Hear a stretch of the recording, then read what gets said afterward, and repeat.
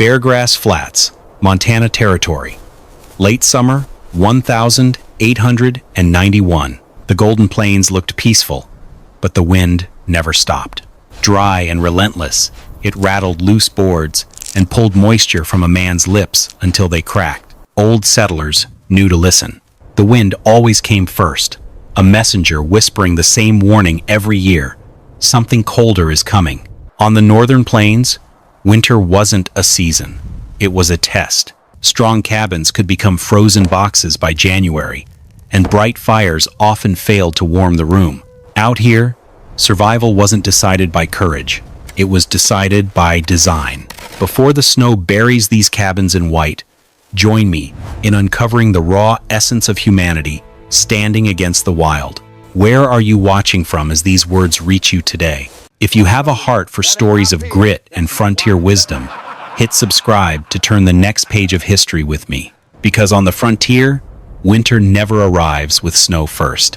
It arrives with a verdict. By early autumn, the settlers of Beargrass Flats were already preparing for the same battle they faced every year. Cabin walls were sealed with mud and moss. Gaps between the logs were packed tight by hand. Axes rose and fell across the valley as men hurried to split firewood before the ground froze solid. Every homestead followed the same quiet rule. Build strong walls, stack more wood, pray it will be enough. But on the far edge of the settlement, one man was not building up. He was digging down. Brenner Cruz, a quiet homesteader who had arrived 2 years earlier with little more than a wagon and a set of stone tools, spent his days cutting into the earth itself. Instead of raising walls toward the sky, he carved a massive rectangle into the prairie soil. Day after day, the pit grew deeper, 30 feet long, nearly 20 feet wide, more than 5 feet below the grass line. From a distance, it looked less like the start of a house and more like a wound in the land. Riders slowed their horses when they passed it. Wagons creaked to a halt so drivers could stare down into the growing hole. Most of them said nothing, but one man finally shook his head and muttered the thought everyone else was already thinking. He's not building a house. He's burying himself. Word about the hole in the prairie spread quickly across Beargrass Flats, and sooner or later, it reached the one man whose opinion about buildings carried more weight than anyone else's. Silas Dern. For nearly 15 years, Silas had worked across the Montana Territory as a stove and chimney mason. He built the fireplaces that kept cabins alive through winter. When a chimney cracked or a stovepipe failed, settlers rode miles to find him. If Silas said a structure was unsafe, people listened. One afternoon, he rode out to the edge of the settlement and dismounted beside the excavation. For a long moment, he said nothing. He simply stood at the rim of the pit, studying the shape of it, the stone base, the depth, the exposed soil walls. Finally, he looked down at Brenner, who was setting another block of limestone into place. "You planning to live down there?" Silas asked. Brenner nodded once. Silas stepped closer to the edge. "Earth holds moisture," he said calmly. "Moisture rots wood. Winter freezes that ground solid. When it thaws, the frost lifts whatever's sitting on it. Walls crack, floors buckle." He paused, then pointed toward the center of the pit. "And if your chimney draft goes wrong, smoke settles low. Down there, it won't drift away. It'll stay, quiet and slow." Silas brushed dust from his coat. Moisture rots it. Frost breaks it. Smoke finishes the job. Brenner listened without interrupting. Then he set his hammer down. "The wind steals heat," Brenner said simply, "but it can only take what it can touch." Silas studied him for a long second. He did not laugh. He did not argue further either. He mounted his horse again, turned back toward town, and left with one final judgment carried quietly on the wind. "You're building a fine-looking trap." By the end of that week, nearly everyone in Beargrass Flats had heard about the hole. And as often happened in frontier towns, the story grew louder once it reached the general store. Inside, the pot-bellied stove glowed red, while men leaned against flour barrels and wooden counters, trading weather guesses and splitting tobacco with pocket knives. Talk moved easily from cattle prices to the coming winter. Soon enough, the subject turned to Brenner Kruse. "He's still digging?" one man asked. "Deeper than a well, from what I hear," another answered. A few chuckles passed around the room. Then Wade Harker, a tall ranch hand, known more for quick jokes than careful thinking, tipped his hat back and grinned toward the stove.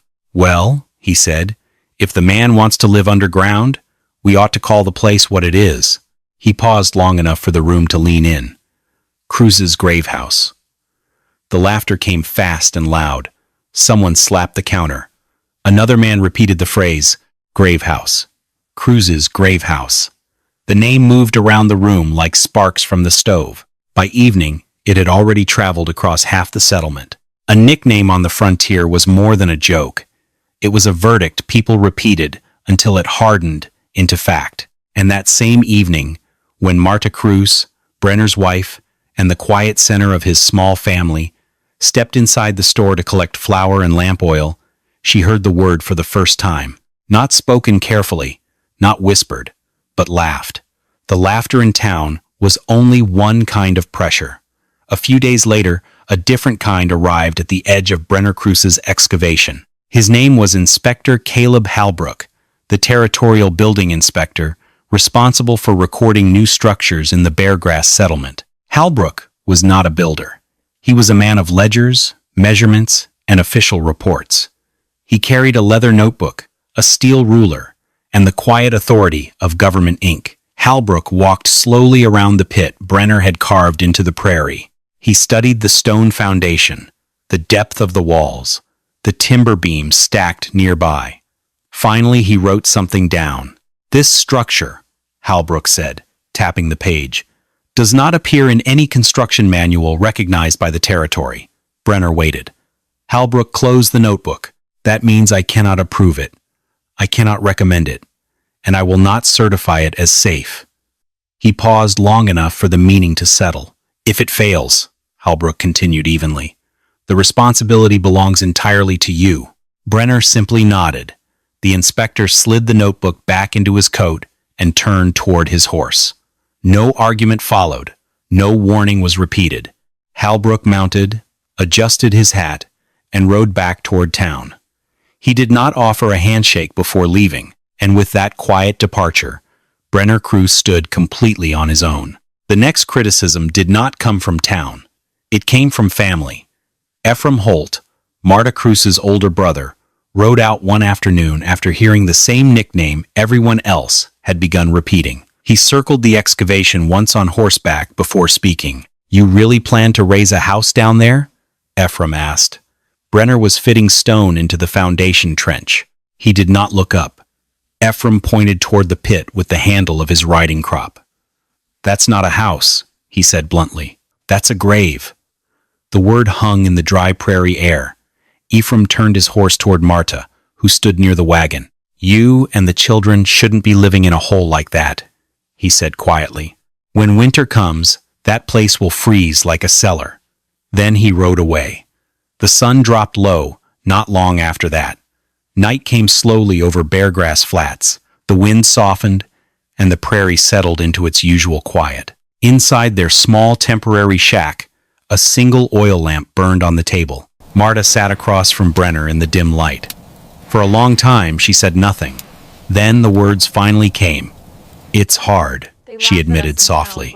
"Everywhere I go, people laugh about that house. They laugh about us." Brenner listened. He did not explain frost lines or drainage trenches. He did not argue about stone or soil. He simply rested his hands on the table. Those hands were rough and cracked from weeks of digging. "I'm not building it to prove them wrong," he said quietly. Marta looked up. "I'm building it so the children never learn what deep winter cold feels like." The lamp flame flickered between them. Marta wiped her eyes and sat quietly for a moment. Then she nodded once. "We'll see," she said. Her voice was calm again. "Winter will decide." A few days later, Marta Kruse was hanging laundry near the edge of the property when a neighbor's boy wandered over. He stood for a moment, staring at the deep cut in the prairie where Brenner worked below the grass line. "Why does he want to live in a hole?" the boy finally asked. Marta smiled faintly. "It isn't really a hole," she said. The boy tilted his head, unconvinced. Marta set the basket down and looked toward the pit where Brenner was lifting another stone into place. "Before we came west," she explained, "Brenner worked as a cellar mason back in Europe." The boy frowned. "A cellar?" "Yes," Marta said. "Stone rooms dug into the ground, places where people stored food and beer barrels." She paused. In those cellars, the air hardly changed. Summer heat stayed outside. Winter cold stayed outside too. The boy looked again at the deep rectangle in the prairie. "So the ground keeps things warm?" "Not warm," Marta said. "Steady." She picked up the laundry basket again. "Brenner didn't invent anything new out here," she added calmly. "He just brought an old idea to a place that forgot it." The boy watched Brenner swing his hammer below the earth line.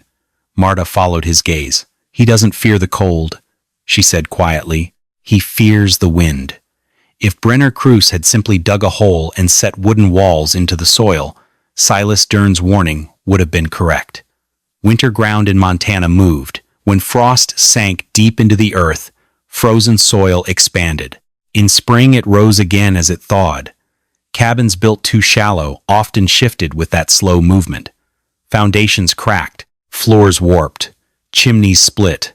But Brenner did not stop digging once the pit reached living depth. He went lower. Another trench was carved into the bottom of the excavation, narrow but deep, running beneath the future walls of the buried cabin. The trench cut past the frost line, down into soil that winter cold could not reach. Into that trench, Brenner lowered massive limestone blocks. Each one weighed enough that he had to lever it into place with a steel bar and a length of timber. When the stones were set, he locked them together with a mortar made from lime, wood, ash, and river sand. The result was slow work, heavy work, but the stone footing formed something stronger than a simple cabin base. It created a rigid frame anchored below the frost's reach. One afternoon, while riding past again, Silas Dern paused his horse and watched Brenner fitting another block into the trench. He did not interrupt. He only studied the depth of the stone line and the careful mortar joints between the blocks. Silas said nothing, but for the first time, the work below the prairie surface began to make a kind of quiet sense. Because Brenner was not building something winter could lift. He was building something winter could not move. Frost was only one of Silas Dern's concerns. Moisture was the other. Ground moisture was a quiet enemy on the frontier. It crept upward through soil and into wood. Floor beams resting too close to damp earth softened over time.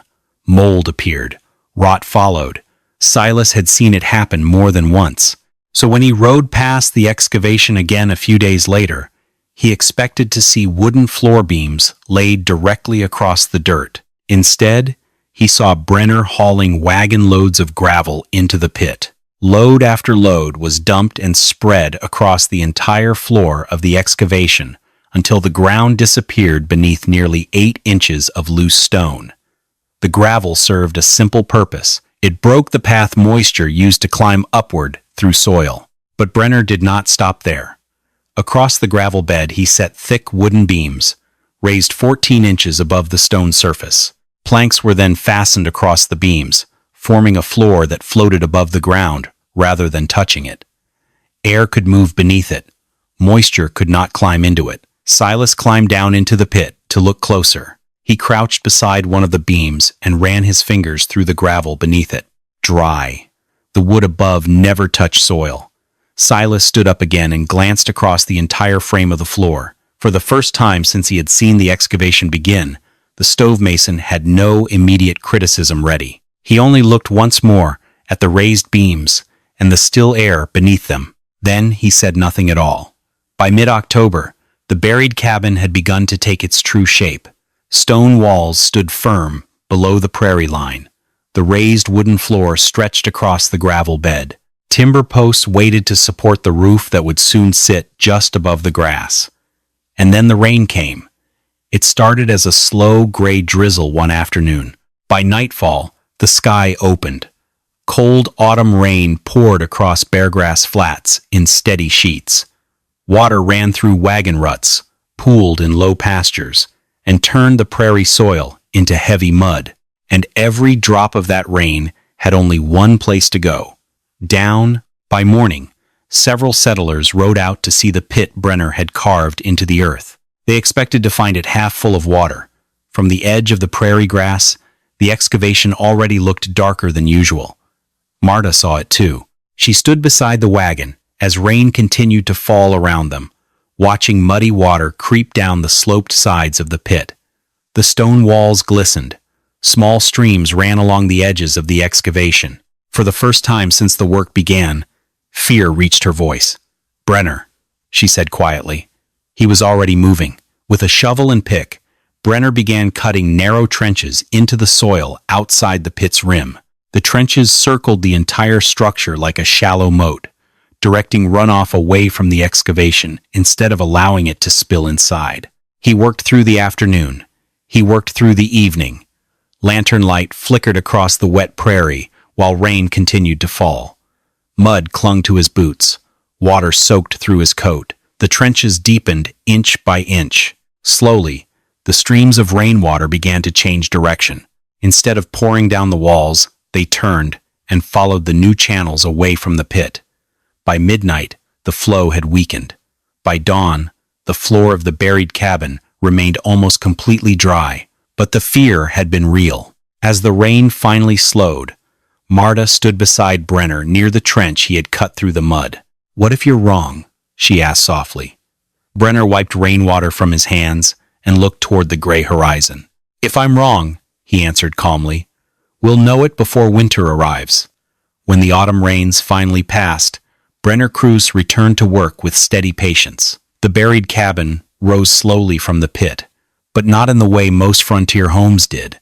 Instead of raising tall log walls above the prairie, Brenner kept the structure low. The wooden walls climbed only 3.5 feet above the grass line before stopping.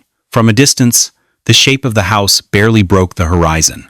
Across the top of those walls, he laid a lattice of young willow branches, woven tightly together like a basket. Over that lattice came thick layers of clay-packed soil. Then came the final layer, living prairie grass. Brenner cut the sod in wide, square blocks and laid them across the roof, with the roots still tangled in the soil beneath them. Within days, the grass settled and continued growing, just as it had before it was moved. The roof became part of the prairie itself. From the road, the buried cabin no longer looked like a building. It looked like a low mound in the grass. Hank and Ruth Cruz, the couple's 2 children, climbed the gentle slope of the roof one afternoon and stood on top of it, looking out across the open plains. Silas Dern happened to ride past that same afternoon. He slowed his horse and studied the strange shape, nearly hidden in the earth.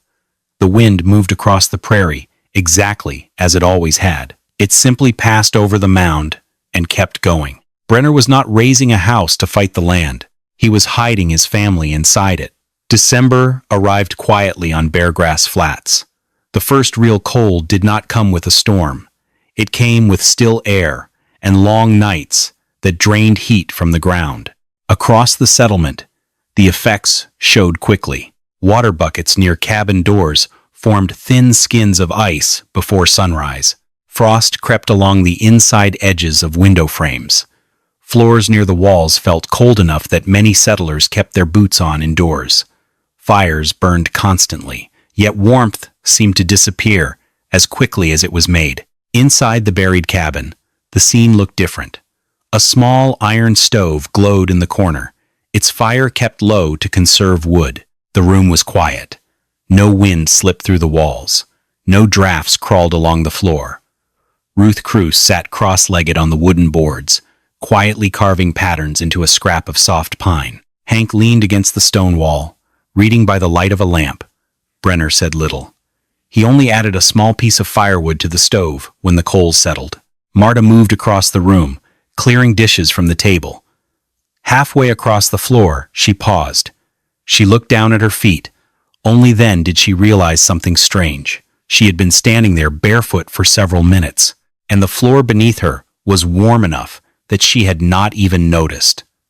A few days later, something unusual happened across Beargrass Flats. The wind stopped, not weakened, stopped.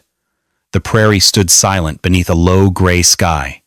No grass moved, no fence creaked. Even the smoke from chimneys rose straight upward without drifting. Old settlers recognized the sign immediately. This was how the worst storms began. The land took a breath before it screamed. By late afternoon, the temperature dropped sharply. Clouds thickened across the northern horizon. Then the first snow arrived. The wind had returned. Harder, colder. The blizzard had begun. On the far side of the settlement, Silas Dern stood beside the woodpile behind his cabin. He studied the stacked cords of firewood with quiet calculation, not as fuel, as time. Because once the storm started, the frontier followed a simple rule. Two different ideas about winter were about to be tested, and the court of the plains had officially opened. By nightfall, the blizzard had fully taken hold of Beargrass Flats. Wind tore across the prairie in long, violent bursts. Snow no longer fell from the sky. It moved sideways, racing through the darkness like white sand driven by a storm tide. Cabins across the settlement lit their stoves early. Inside Silas Dern's house, the fire was already roaring. Silas fed thick logs into the iron stove until the metal glowed faintly red. Flames climbed high inside the firebox. Heat rolled into the room, and yet the warmth refused to stay. Wind slipped through the seams of the log walls in thin, whistling drafts. The stove pulled air toward it, and the chimney carried both smoke and heat upward into the storm. The fire burned harder. The room stayed cold. Near the far corner of the cabin, frost had already begun to creep across the wooden floorboards. A basin of wash water sitting near the wall formed a thin layer of ice along its surface. Silas stared at the flames through the open stove door. More wood, more fire. Still not enough. Across the settlement, the buried cabin sat low beneath its living roof of prairie sod. Snow raced over the grass above it. Inside, the sound of the storm was muted. The wind pressed across the roof and moved on, unable to reach the rooms beneath the earth. The iron stove in Brenner Cruce's home burned quietly. Not roaring, not straining, just steady. Ruth sat on the floor again with her carving knife. Hank leaned back against the stone wall, turning the pages of a worn book. Marta moved about the room calmly, adjusting a kettle over the small stove. No draft touched the floorboards. No whistle crept through the walls. The air in the room simply stayed where it was. Outside, the wind screamed across the prairie. Inside Silas Dern's cabin, the fire grew hotter, and the room remained stubbornly cold. He slammed the stove door shut and muttered under his breath. "The fire's bigger," he said, shaking his head. He stared at the stove again, confused by what his own senses were telling him. Yet somehow, Silas looked toward the frozen corner of the room. It's colder. By the second day, the storm had not weakened.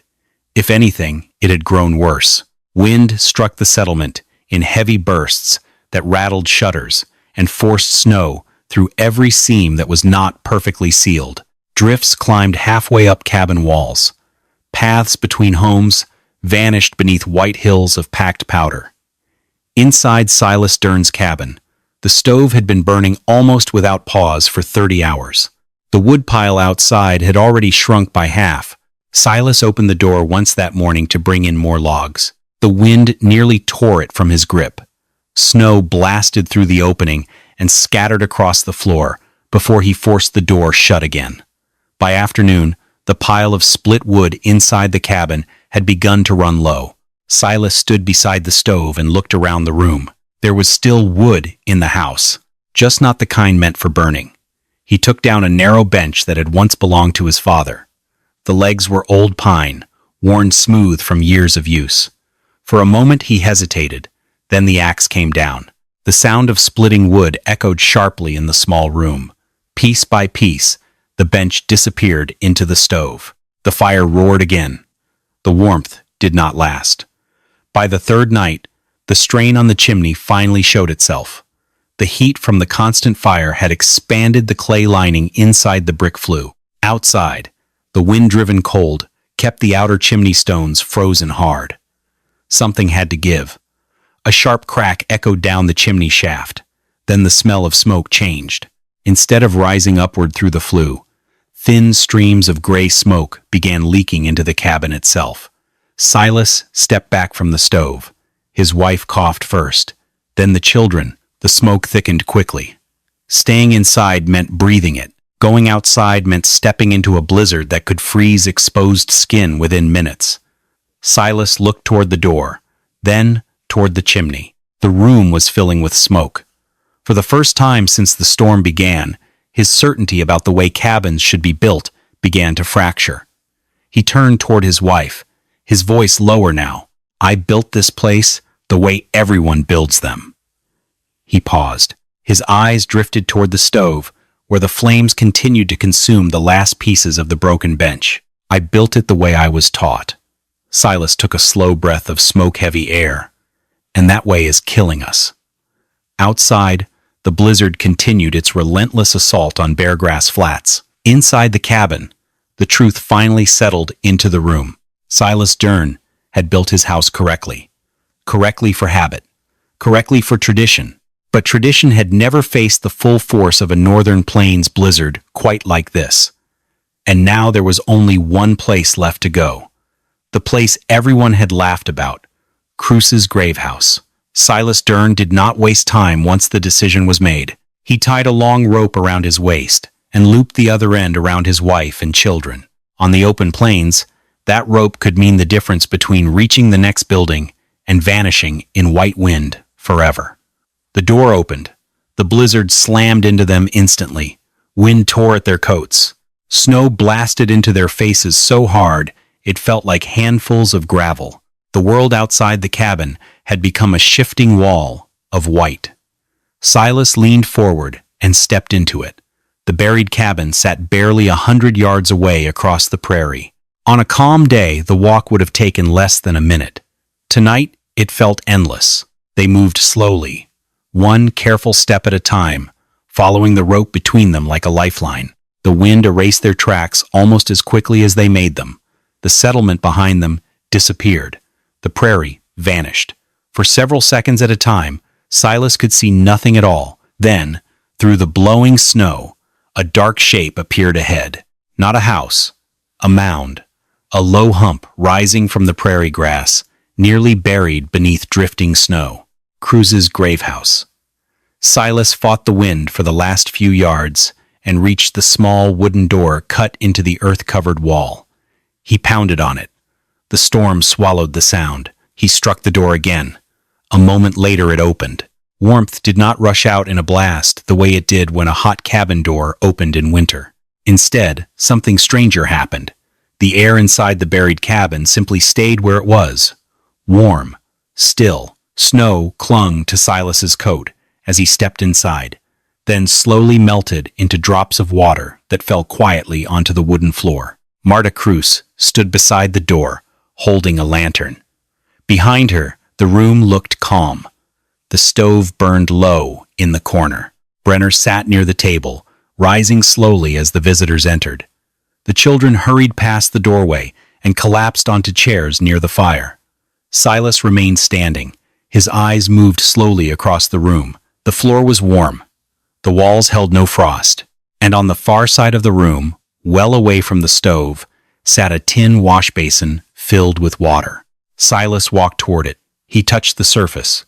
No ice, not even a thin skin. The water was simply water. Silas said nothing for several seconds. Then he reached into the inside pocket of his coat and removed a small brass thermometer he often carried while inspecting stove drafts and chimney heat. He held it in the center of the room and waited. The thin column of mercury inside the glass tube slowly climbed. 60 degrees, 65. Then it stopped. Silas leaned closer to the lantern light. 69 degrees. For a moment, no one spoke. The storm roared faintly above the roof of earth and grass. Silas turned the thermometer slightly, checking it again in the lantern light. Then he nodded once. "I measured twice," he said quietly. Across the room, Brenner Cruce did not smile. He did not argue. He did not explain the stone foundation, the gravel floor, the air trapped beneath the boards, or the earth that wrapped the house like a coat. He simply stood there, watching the storm test the world outside his door. And inside the buried cabin, the air remained still. The storm did not end that night, but the worst of it had already spoken. Silas Dern and his family stayed inside the buried cabin until morning. No one talked much. The children slept close to the stove. Marta moved quietly around the room, sharing food and blankets without ceremony. Silas did not sleep. Instead, he watched. He watched the small stove that burned only a modest fire. He watched the still air that never seemed to move across the room. He watched the walls of stone and earth that held the warmth like a quiet reservoir. He had spent years studying heat, draft, and chimney flow. But that night, he studied something different: stability. By morning, the blizzard had weakened. When the door finally opened, the prairie outside looked like another world. Snowdrifts buried fences and wagon paths. Several small sheds had collapsed under the weight of packed snow. Chimneys leaned at strange angles across the settlement. But Brenner's house looked almost unchanged. The low mound of earth and grass simply rose out of the snow like a quiet hill. The storm had not torn at it. It had passed over it. Later that afternoon, the general store filled again as settlers gathered to share news and check on one another. The pot-bellied stove glowed red at the center of the room. Boots stamped snow from the floorboards. Voices slowly returned to their usual rhythm. Before long, someone mentioned Brenner's strange house again. Wade Harker leaned against the counter, his familiar grin already forming. "Well," he began, "I suppose the folks in Cruz's grave house." "Enough!" The single word cut through the store like the snap of a dry branch. Every head turned. Silas Dern stood near the door, snow still clinging to his coat. He walked toward the stove and faced the room. "My cabin dropped to 38 degrees, he said. The room went quiet. The chimney cracked. Smoke filled the place. A few men shifted uneasily. Silas held up the small brass thermometer he had carried the night before. "I measured Brenner's house myself." He paused. 69 degrees. Someone near the back of the room frowned. Silas nodded once. Half the firewood. Half the fire. Silence spread across the store. The nickname that had once traveled through town so easily disappeared almost immediately. No one said gravehouse again. Winter had finished the argument that laughter had started. When the snow melted in spring, a few settlers rode quietly out to Brenner Cruz's land. They did not arrive with jokes. They arrived with measuring cords, shovels, and quiet questions. Brenner never gathered a crowd to explain his ideas. He never told anyone they had been wrong. When a neighbor asked how deep the trench should be, Brenner simply drove a wooden stake into the prairie soil and stretched a cord across the ground. "Start here," he would say. One of the first men to mark out a new foundation beside his own cabin was Silas Dern. The stove mason, who had once called the buried house a trap, now stood measuring frost depth with careful attention.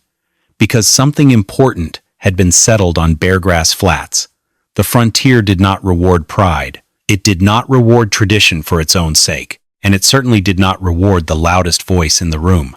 Out on the open plains, winter served as the final judge. It stripped away assumptions. It ignored arguments. It only measured results.